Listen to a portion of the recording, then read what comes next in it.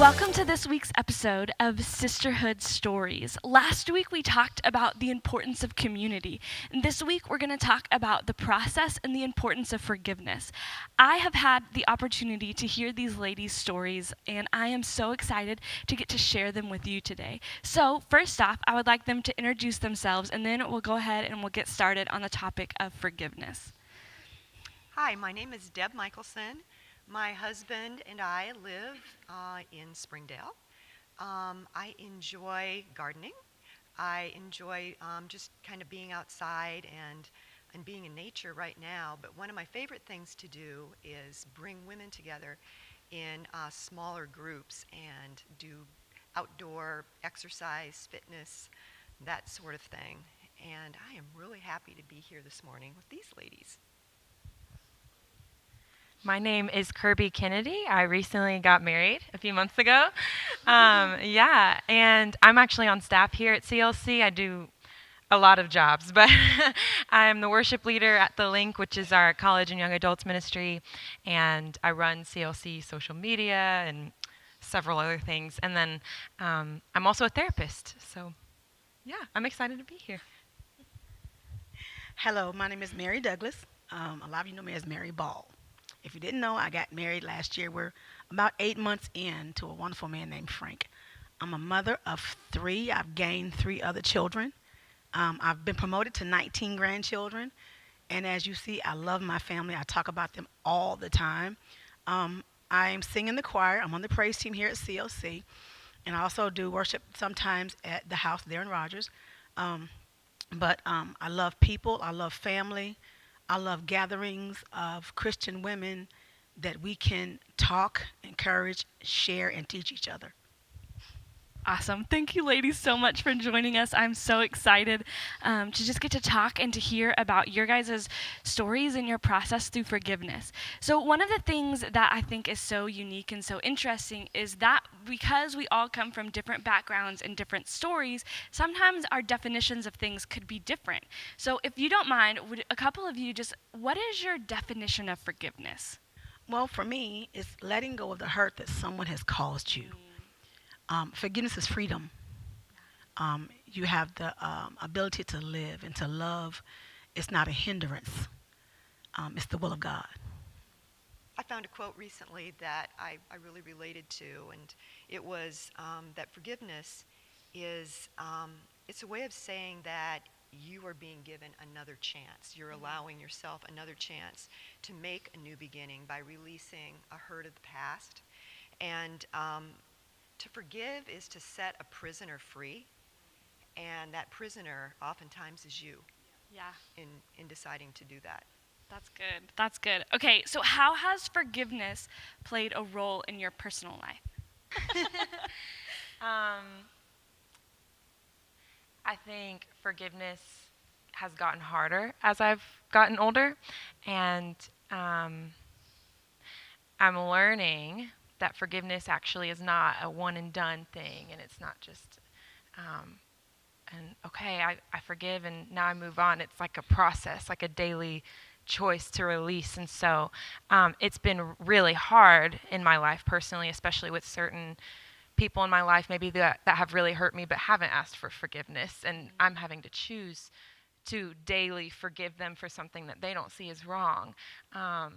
But I think, like Mary said, it sets you free. Like me personally, it sets me free. It really doesn't have much to do with the other person at all. It's more of my own choice to free myself of the bitterness and the hurt. Yeah, that's really good too, because you said oftentimes you have to forgive people who haven't asked for it.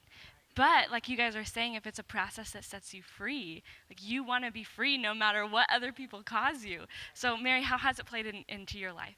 Well, with me, as I walk through forgiveness, because there's a process for me, God has allowed me to share my story with others. There are times that other people, not only just women, but men alike, children, go through things when they're hurt by people and things, and you have to go through the process of forgiving. So that allows me a window to share how God walked me through forgiveness at my deepest hurt. And then that shows them, well, if she's an ordinary lady, she can do it. I can do this too. God doesn't love me more than he loves anybody else. He has no respect of person. So that's a testament for me. That's an open door for a witness in my case. I love that. I love that you brought something so big down to such a personal level because you're right. Like the Lord doesn't love me or anyone else more than anyone else, and I think that we forget that sometimes. That's so good. Man, I'm so excited to do this, to listen, to glean, to enjoy. This is so good. Okay, so Kirby mentioned this a little bit, and maybe Deb, you can hit on this a little bit. So is forgiveness a process, or is it kind of just like an immediate thing? You're just like, okay, I forgive you, it's good. So what does that look like for you? I think for me, forgiveness has been something that's definitely been a process, and it's like an act of my will, that I want to forgive, and oftentimes the heart comes later, and so just basically putting it out there that I'm going to forgive, I forgive you, and then just letting the Lord handle everything else that comes after that. And I guess I kind of wanted to kind of throw out there, I think one of the biggest struggles that I've had in life is forgiveness of myself, for things that I have done where, maybe a younger me, it realizes that I really hurt somebody in the past, or I offended somebody in the past, and getting to a place where I can forgive myself. Yeah. So, and then there's a process that comes along with doing that too. So, definitely it's a process. Yeah. I think it's definitely a process in the sense that, like, the person doesn't stop being imperfect. And sometimes you have a relationship in your life where the person is continually hurting you day by day, and you can't do anything about that, and they may not see anything wrong with that or be willing to humble themselves to recognize that. So you're having to continually forgive as they continually hurt. And I've experienced that in my life. And but at the same time, like, we continually sin, and God forgave us on the cross the one time, but he didn't stop there. Like, he's continuing to forgive me today for what I'm doing to hurt him. You know what I mean? And so when you kind of put that perspective on that bigger scale of what God is doing for us, it's kind of like, wow, who am I to withhold forgiveness from anybody? Because how am I really that much better, Yeah, that's good. Well, for me, it's kind of been both. There are some times I was quickly able to forgive.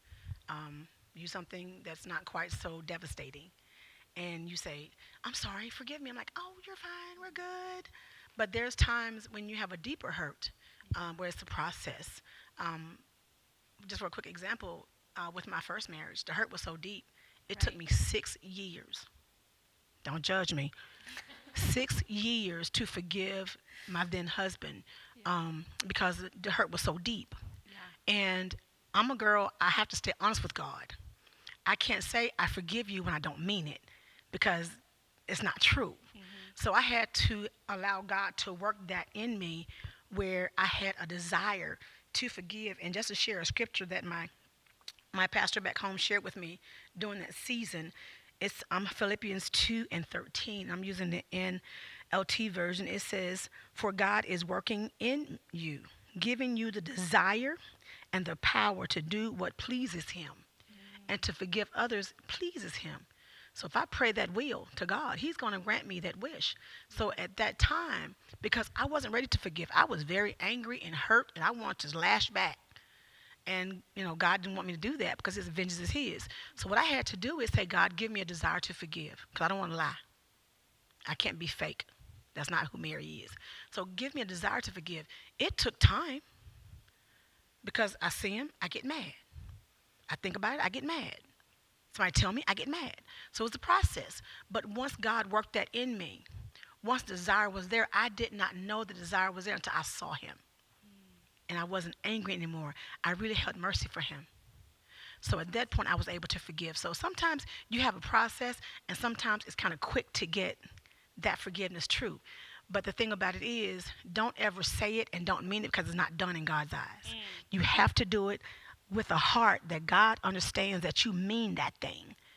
So don't say it just so you can be a show. Everybody know I forgave him, I'm good. No, you're not good. Because if you don't mean it with your heart, God did not receive that. And that stops your blessings. That is so good.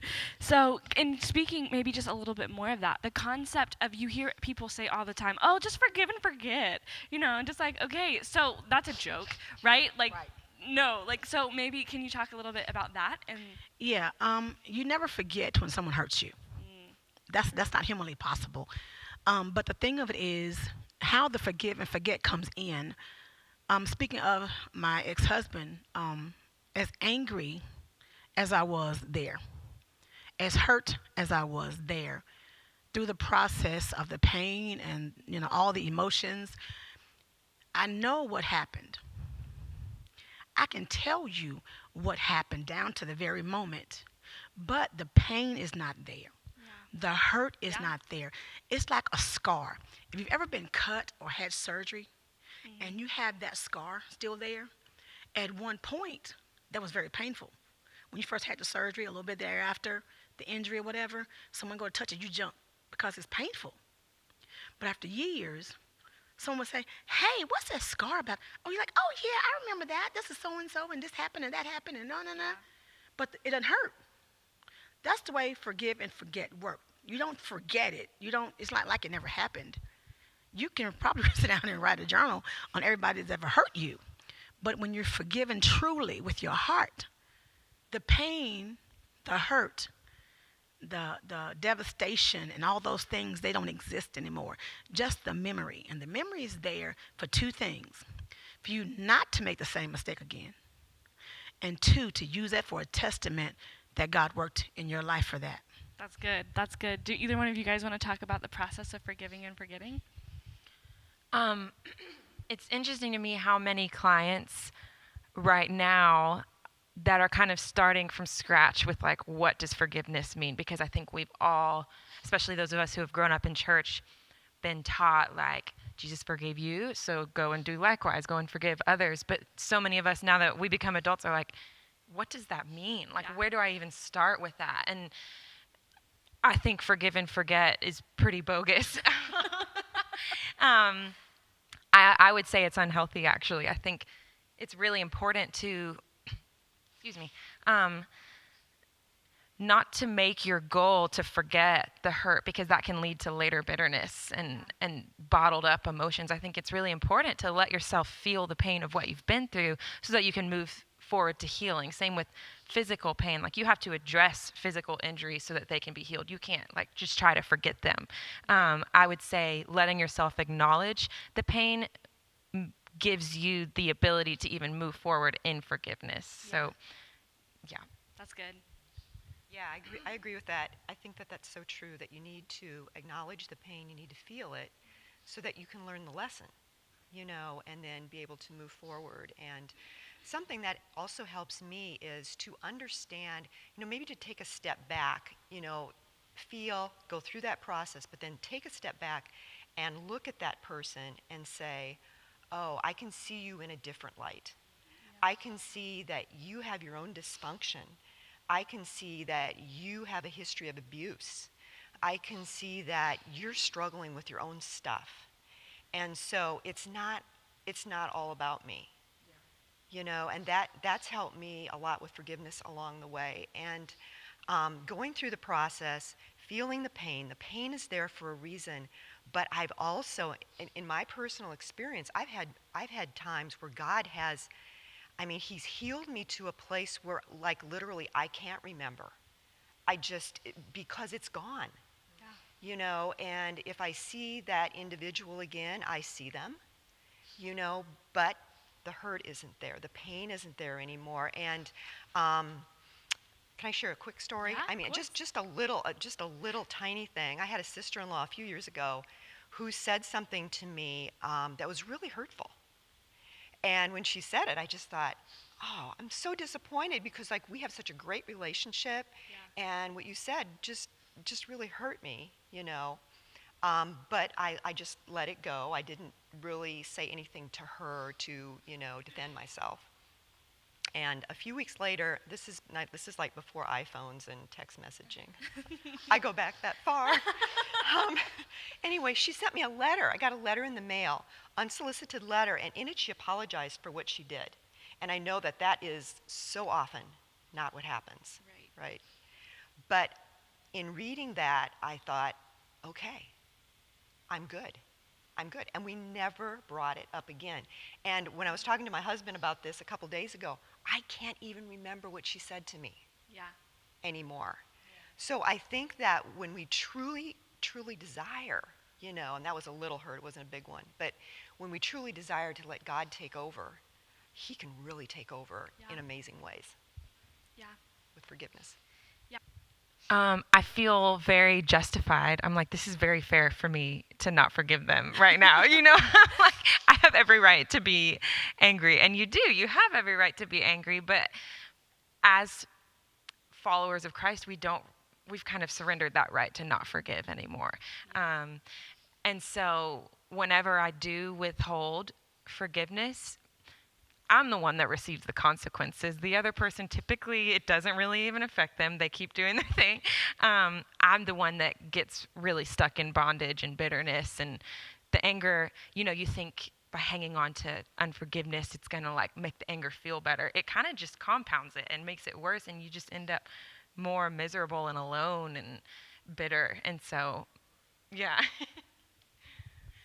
Well, again, during the 6-year span with my ex-husband, there was a period I chose not to forgive because I felt justified in being angry, being upset, and being vengeance because of what he did. I was the innocent one.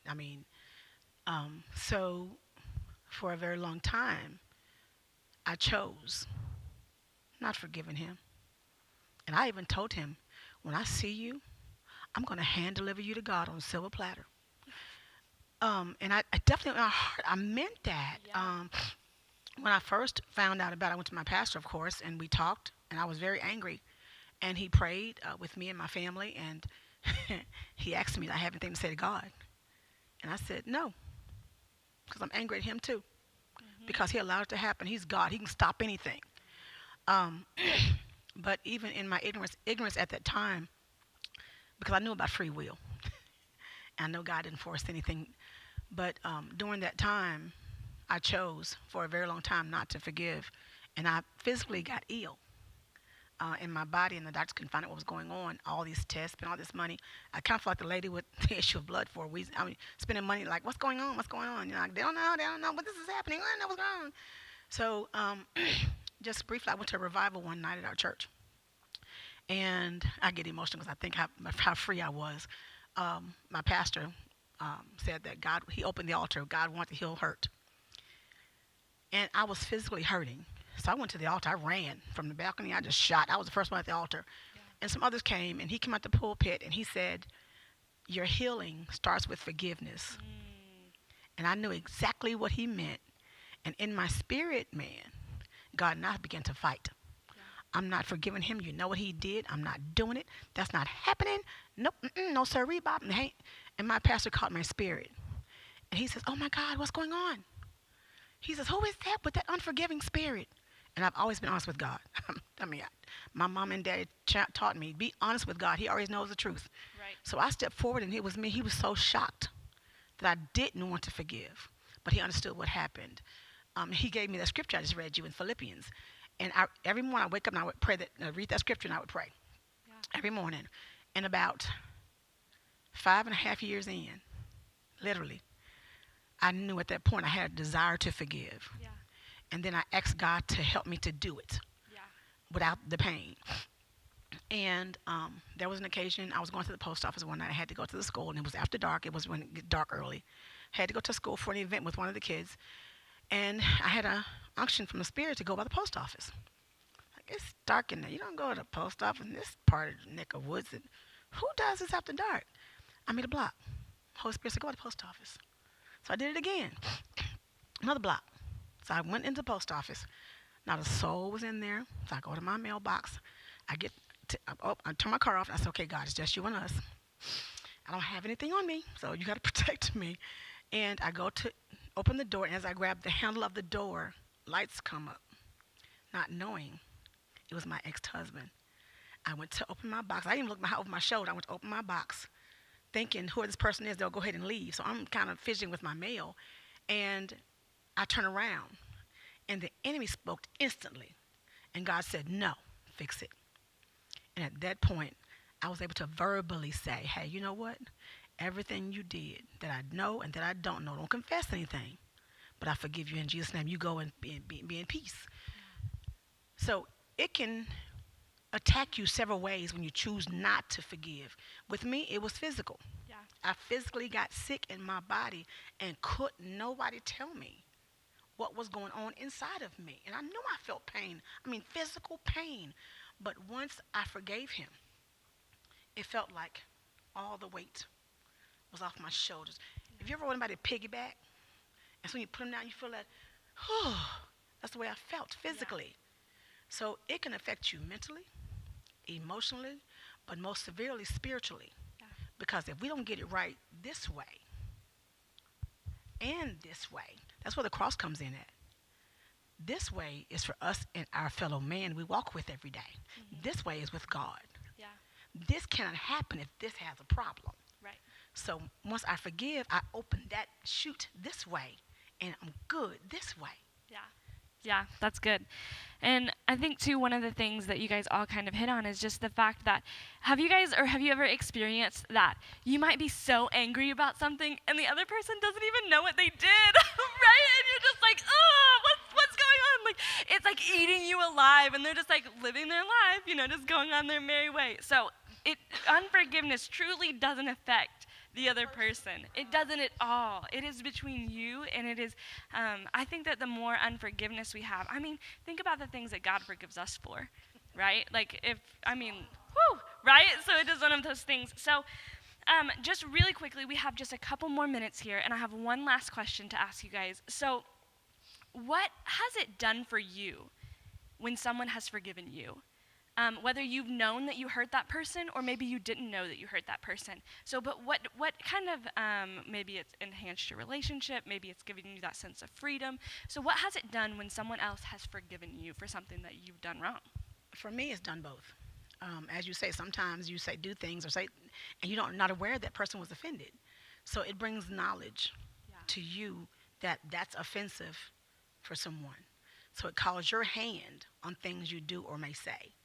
Secondly, it gives me freedom as well. I free that person because they've forgiven me, and I apologize back. I'm so sorry. Liz, I did not mean to do that to you. I didn't mean it like that, sweetheart. And now you know that I didn't mean it, and I've cleared you up because I've apologized. Yeah. And that opens that freedom path where we can now communicate probably a little bit better or flourish our relationship, because now I know if I do this, it hurts your feelings. Well, I think it may not be something very simple, like, oh my God, I'm sorry, I didn't think, But now I know that may be sensitive to you. Yeah. So we learn about each other in that path. Yeah. I almost feel like it highlighted my true identity whenever someone has forgiven me, and it's kind of them recognizing, like, I think of examples maybe where I've hurt my mom and then she has forgiven me, and she's even verbally said in those moments, like, that wasn't you. When you did that thing that hurt me, like, that wasn't you. That's not who you are. And so I forgive you. And it almost like brought out the like, this is who I am. Like, I'm a daughter of Jesus. And so that's what I did. That was so ugly, but Jesus forgave me and my mom forgave me. And like, wow, I have so much more of a desire now to do better and be better and to live out who I actually am, because that was something dark. Like, I was lost in that moment. You know what I mean? And so it's really cool the way that it can create almost a self-fulfilling prophecy in the person who is being forgiven when you kind of call out the greatness in them and like, this is why you are forgiven, and it's not really because of what you've done. It kind of creates this confidence to move forwards in who they actually are. Do you know what I mean? Yeah, definitely. Yeah, for sure. I think too that, when you just kind of look at the world that we're living in right now, forgiveness is such a huge need. Just across the globe right now. And everything that we've just talked about in this short period of time, with freedom and with letting go and with understanding, understanding each other better with just the whole topic of grace. And we all need it because, I always think of the fact that, I have so much that the Lord has had to forgive me for, and I've done some ugly things in my lifetime, that it makes it so much easier for me to recognize that everybody falls, everybody says and does things, everybody has the capacity to do things that really hurt other people. And so I guess I just feel like when you talk about forgiveness, we can talk about it at a small level. Mary, what you've gone through, you've been through major hurt, in a relationship a marriage over a period of time. But it's a topic that, the whole world needs to really look at doing a better job of. Yeah, definitely. Definitely. Well, ladies, thank you so much. Thank you so much. I cannot thank you enough for being willing to share your stories with me, with the women of CLC. And I will post, their names and their information. If you ladies would like to reach out to them, to talk to them about anything, you're more than welcome to do that. So thank you so much for sharing, and I just can't wait to see how this glorifies the Lord. Ladies, thank you so much for joining us. We will see you again next week.